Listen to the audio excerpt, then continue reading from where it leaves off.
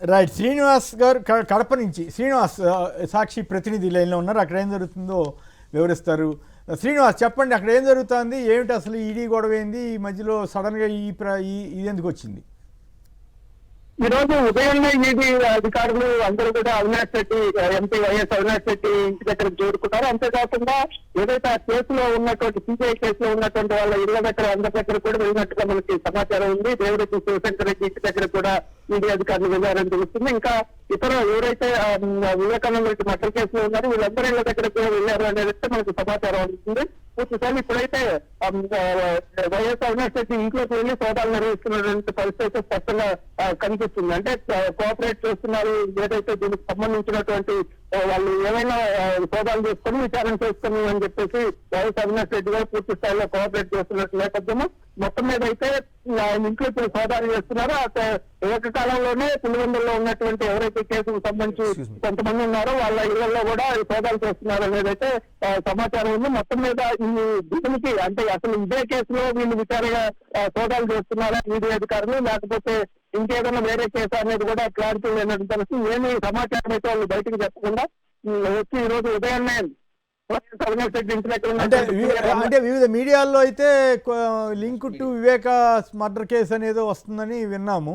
But అఫీషియల్గా వాళ్ళు ఇంతవరకు ఏం చెప్పలేదు కానీ బట్ చాలా వాటిల్లో అట్లాగే వస్తున్నట్టుంది కదా రాజు. మీరు నేషనల్ మీడియాలో కూడా అట్లాగే వచ్చిందట.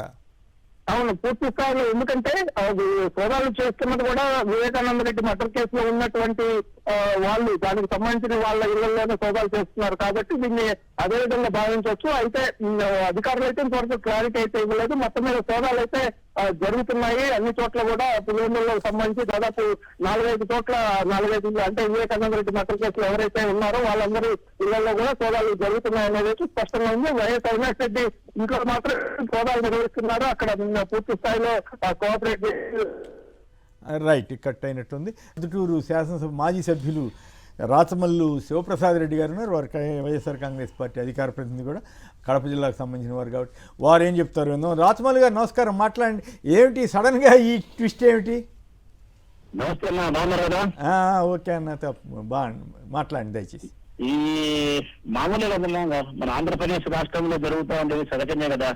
ఎప్పుడైనా ఈ రాష్ట్ర ప్రభుత్వం ఏదైనా ఒక పెద్ద తప్పు చేసినప్పుడు, నేరం చేసినప్పుడు ప్రజలకు హృదయాలలో వాళ్ళు దోషులుగా నిలబడిన సందర్భంలో డెవలప్మెంట్ పాలిటిక్స్ ఏదో కొత్తదాన్ని తెర మీదకి తీసుకురావడము, వాళ్ళ మీద వచ్చినటువంటి ఆ కార్యక్రమాన్ని మర్చిపోయేదాన్ని చేసే కార్యక్రమమే.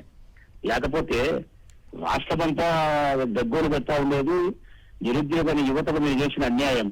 డిఎస్సీ దాంట్లో మీరు చేసిన అంగట్లో సరుకులు అమ్ముకున్నట్టు మీరు ఉద్యోగాలు అమ్ముకుంటే, ఉపాధ్యాయ ఉద్యోగాలను రాష్ట్రమంతా కూడా చూస్తూ ఉంటే మీరు దోషులుగా ప్రజా వేదికలోని న్యాయస్థానం నిలబడే రోజుల దగ్గరకు ఆసన్నమైతే అది మర్చిపోయే దానికోసం అబ్బా కొడుకులు వేసిన నాటకాలే ఈడీ ఎన్ఫోర్స్మెంట్ డైరెక్టర్ సోదాలు అవినాశంతోనూ దేవిరెడ్డి శంకర్ రెడ్డితోనూ.